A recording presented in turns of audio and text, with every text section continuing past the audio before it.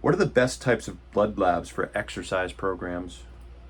Well, for people who are on GLP medications, a lipid profile is probably one of the best types of labs that you could offer to them. That would include total cholesterol, triglycerides, HDL, LDL, VLDL, and maybe some other subfractions of lipids. But it would also include an inflammatory marker such as a high density C reactive protein. And for GLP, it may also include what's called a sedimentation rate. And why that's important is that sedimentation rate is sort of the whole volume of fluid within the blood. And so if a person's more dehydrated, they're probably going to have a higher value.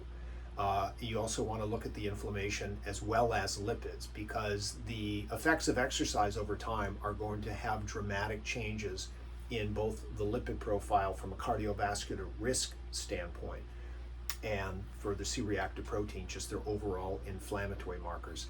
And some people are even looking at doing a D-dimer test, which is also an inflammation for certain types of proteins in the system.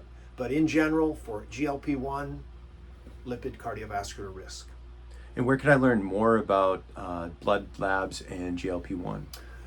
Well, for those people who order the GLP-1 program, they will also get at no additional charge Medical Health and Fitness's a blood lab wellness specialist, which is going to be part of this program. So it's going to be 2 for 1, and I think the trainers are going to be very well educated now in terms of how these laboratory values can work for someone who's doing exercise.